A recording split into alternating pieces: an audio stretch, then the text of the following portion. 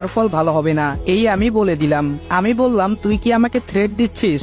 দুর্জয় বলল, তুই যেটা ইচ্ছা ভাবতে পারিস। আমি বললাম, আচ্ছা ঠিক আছে, হৃদিতাকে আমি ভুলতে পারবো না, আমিও দেখি তুই কি করতে পারিস। দুর্জয় বলল, ভুল করলি দোস্ত, তুই আমাকে ভালোভাবে চিনিস না, আমি কতটা ডেঞ্জারাস হতে পারি সেটা আমি নিজেও জানি না। আমি বললাম, কি করতে পারবি করিস যা। সেই দিন দুর্জয়ের সঙ্গে কথা কাটাকাটি করে আসছিলাম, তবে দুর্জয়ও নাকি হৃদিতাকে অনেক ভালোবাসে। সেটা আমি জানলেও আমি আমার জায়গায় অটুট, আর দুর্জয় তার জায়গায় অটুট। এইদিকে হৃদিতার সঙ্গে রিলেশনটা প্রায় হয়েই গেছিল আমার, ভালোই চলছিল দিনকাল। কলেজের ক্লাস শেষে মাঠে ক্রিকেট খেলতেছিলাম, এমন সময় হৃদিতা কান্না করে আমার সামনে দাঁড়িয়ে বলতে লাগলো, ছি রনি ছি, এই ছিল তোমার মনে? তোমাকে আমি ভালোবাসিনি ঠিকই, কিন্তু মানুষ হিসেবে তো ভালো ভেবেছিলাম। আজ তার এই প্রতিদান। আমার হাতে একটা চিঠি ধরিয়ে দিয়ে বলল, আর অপরদিকে হৃদিতা কান্না করছে অবিরাম।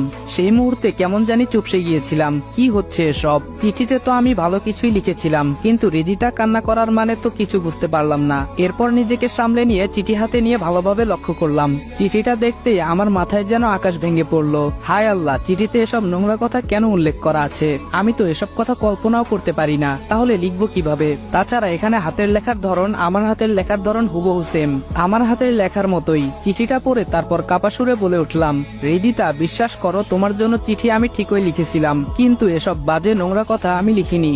হয়তো আমাকে কেউ ফাঁসাতে চাচ্ছে।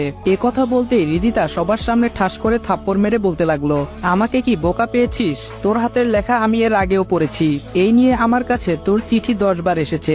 আগের চিঠিগুলো পড়ে বুঝতে পারতাম যে তুই আমাকে অনেক ভালোবাসিস, কিন্তু আজ যে চিঠি আমাকে দিয়েছিস সেটা পড়ে আমি বুঝে গিয়েছি তুই কেমন ছেলে। আমি বললাম, হৃদিতা আমি সত্যি বলছি, তোমার নামে কোনো নোংরা চিঠি লিখিনি, হয়তো কেউ আমাকে ফাঁসাতে